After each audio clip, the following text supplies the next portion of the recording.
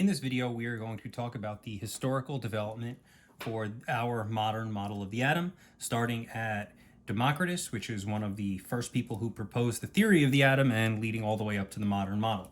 So the first guy, obviously, I just said, was Democritus. He was the father of modern science, and he was one of the first people to develop the atomic theory with help from his mentor, which you can look up his name as well. It's some other Greek guy. And Democritus's model was pretty simple. Basically, the atom was an indivisible sphere. So think of it like a BB or a marble or something like that, except it's so unbelievably small that we can't possibly see it. Okay, it's also where we get the word atom from. His version of the atom was called the atomos or something like that, however you say it. My Greek isn't obviously very good, and we shortened it to the atom. That's where the name came from. The next guy, Dalton, he pretty much confirmed what Democritus thought. So Democritus didn't prove this. This was just his general idea. Dalton came along and actually proved it, and he said that all elements are made up of atoms, and that atoms cannot be divided. We know this is not 100% true, but for now we'll say it's true. He also said that atoms of the same element are identical. So in other words, if I had two gold atoms, since gold is an element, then those two gold atoms, if I were able to see them, they should look 100% the same. Atoms can be physically mixed or chemically combined in whole numbered ratios. This is, if you remember the notes from a little while back when we talked about elements and compounds and mixtures. So physically mixed, in other words, you can make a mixture of different atoms, or you can chemically combine them to make compounds. That's where elements and compounds came from, and that's what this is a play on. So be aware, when you physically mix them, the ratios are variable, and when you chemically combine them, the ratios are not variable. They are, in fact, whole number ratios. And they can vary, but if they vary, you're not talking about the same compound, which is something we have mentioned previous. An example, H and O can come together as H1O, H2O, H3O. Technically, it could come together as H2O2,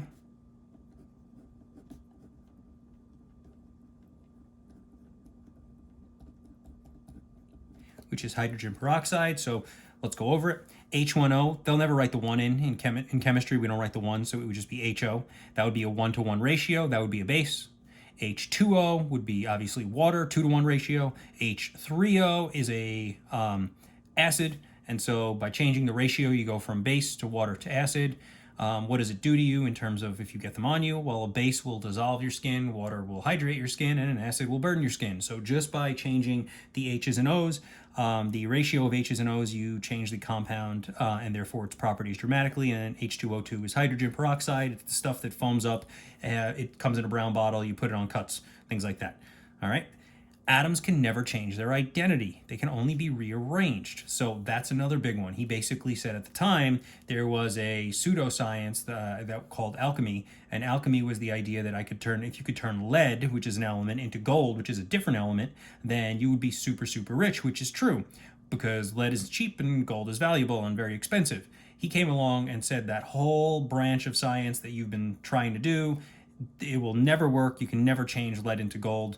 Obviously, in using modern science, we can, but it wouldn't be, it's more expensive than just buying or mining the gold itself, so it's not really a worthwhile endeavor. But so his version of the atom was a marble, just like Democritus. Their version was the same. It's just Dalton proved a little bit more. Next guy, Thomson.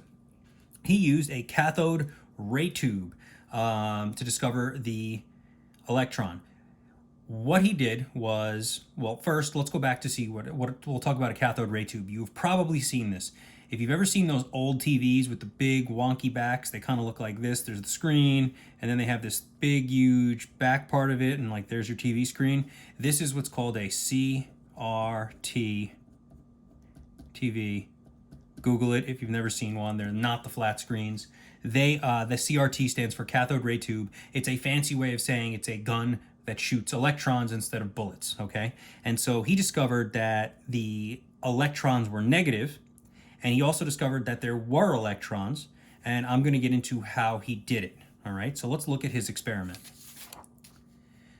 So he used this cathode ray tube, And so this is a cathode ray tube, and it shoots a beam of electrons from one side to the other, okay? And then he put a magnet in front of the cathode ray tube, which was positive, and the beam of electrons curved towards the positive. So because it was attracted, we know that opposite charges attract, he knew that the electron was negative.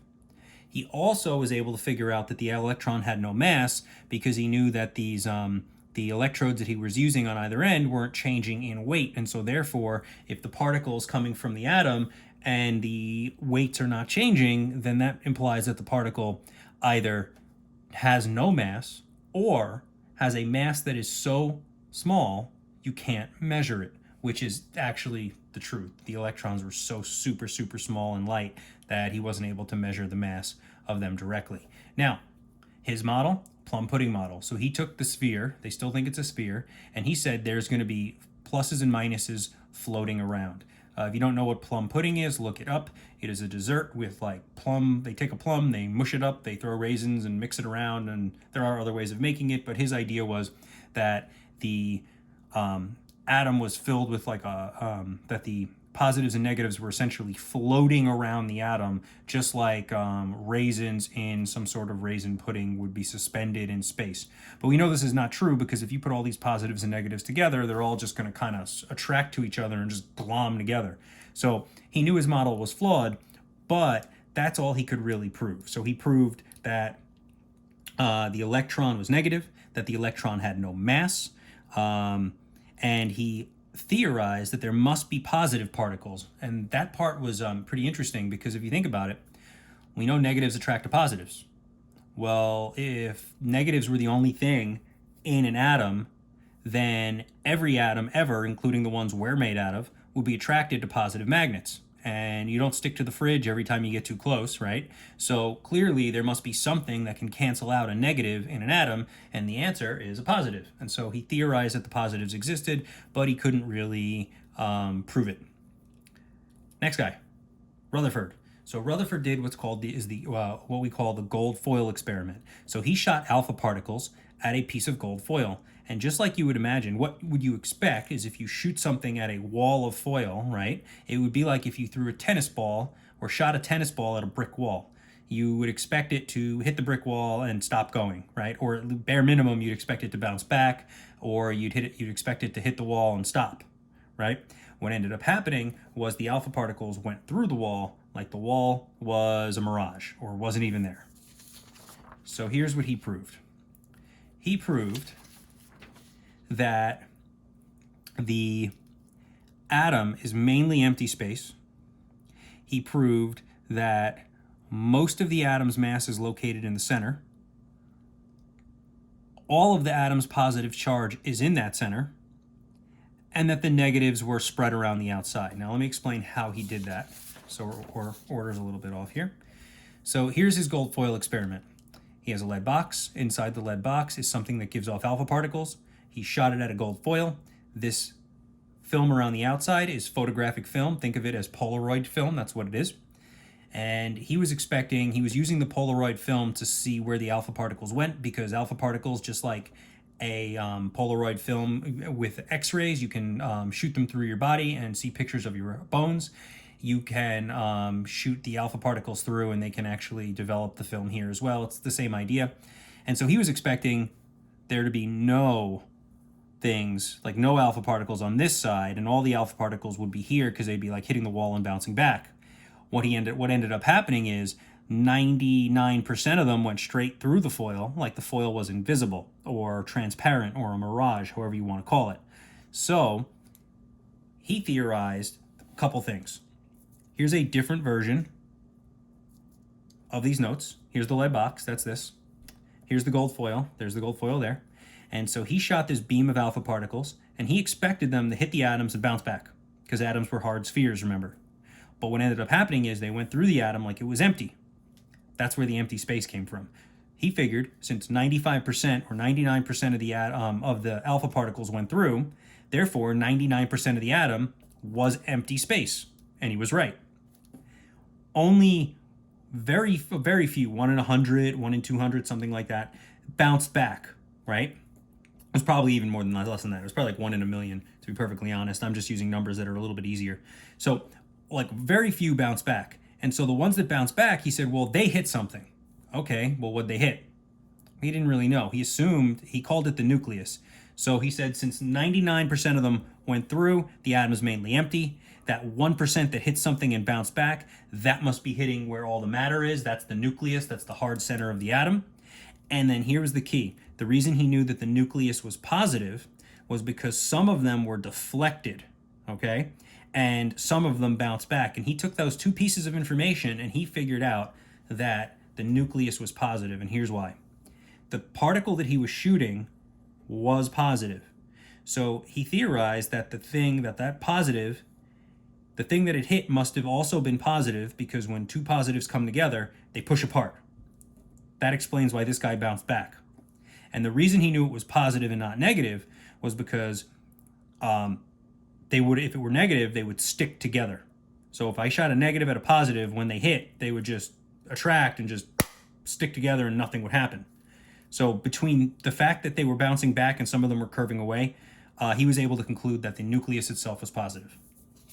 So that is Rutherford's contribution. Just to review, empty space, most of the atom, the majority of the mass, or basically all of it, is in the center. We call that the nucleus. It's positively charged. And then he didn't know where the electrons were, because if they were in the nucleus, they would have canceled out the nucleus's positive charge. So he knew they weren't in the nucleus. So he just kind of said they're like swinging around the outside of the atom, kind of the same way the moon swings around the sun. He kind of viewed it like that. And that's where the Jimmy Neutron atom comes from, or the radiation symbol. It's also the radiation symbol. That's where we get that from. Okay. And that also leads to our next model's name, because of this theory that the electrons were orbiting the nucleus the same way a planet would orbit the sun or the moon would orbit the earth, right? Bohr, all he did was answer the question, where are the electrons and what are they doing? So he took what Rutherford did and he changed it a little. He said, all right, the electrons, turns out they are in these circular paths called orbitals. Notice they add an AL at the end because they're tiny orbits, so they threw the AL in there to signify that they were small. He said the electrons were orbiting in these circular paths. He called them orbitals. The protons were inside the nucleus, which we already knew, and he called it the planetary model, and hence the name, and it's kind of inspired by Rutherford's. The next guy, Chadwick. Chadwick came along and said all he did was he took Bohr's model, and there was one problem from Bohr's model. The problem with Bohr's model was that the masses were off, meaning we knew what was in the atom. We knew there were protons and electrons in the atom, and we knew how much the atom weighed. But when we added up the P's and E's together, because the E's do have some small, tiny fraction of mass, when we add up the masses, we weren't getting the mass of the atom, meaning there was a discrepancy between the mass of the atom, of what we knew was in the atom, and the actual weight of the atom, which, if you think about that, that tells you there's something in the atom that is there that we don't know about, which is causing the extra weight. He figured out what it was. It was the neutron. It was also in the nucleus. We'll learn much more about the neutron later. It actually is the thing that holds the nucleus together, because if you think about it, if you took a bunch of positives and threw them in a tiny, tiny space like the nucleus, they would just push each other apart, because two positives don't want to be next to each other. So what holds them together? The neutron. It's basically the atom's glue, or the glue of the nucleus is one way of describing it. We'll get into more detail when we talk about nuclear chemistry, but that's Chadwick. And then the last model. The modern model is purely mathematical. It is based off probability 100%. It has multiple names because it has been around for a very long time. This model started in, I think, somewhere around 1920. I don't know the exact date, and it is still used today. Every major scientist from Einstein up to Stephen Hawking and onward have worked on this at some point in time, and so or have learned this at some point or added to this. And it's called the electron probability model because it is based off of mathematical probability. It can be called the wave mechanical model, the quantum mechanical model, or the electron cloud model. They are all referencing the same model. And it's basically saying, what are your odds of finding the electron at any given point in space and time? And so that is the idea. And again, lots of scientists over a long period of time worked on this. There's no one particular name. All right, so here's what they did. I'll give you an example. If here's my nucleus, they said at any given point in time, where would we find the electron? Well, we'd find it there. And then they would do it again. Well, if we take another snapshot of the electron, where is it? There. What about another one? Now it's here. Another one here. And so you keep doing this, and you find out that the electron is in this circular path that we call an orbital. But if you notice, it's not bound to a set of tracks like a train. It's kind of all over the place. And if you notice, some of the dots are on the inside and there are some dots on the outside. And so basically, the modern model says the electrons are not confined to the orbital. They can actually be outside of the orbital and inside of the orbital, and they can change orbitals and do all sorts of stuff like that. And it's based off mathematical probability of where the electron is, and they were able to figure all that out. So that includes all of the models of the atom. I will most likely have you watch some YouTube videos that explain this in a little bit more detail with animations and make it a little bit easier to understand. So you will find those links available as well. And we will be doing a project on this where you'll be filling in the gaps. I intentionally left some of the information off so that you can look it up and fill in the rest.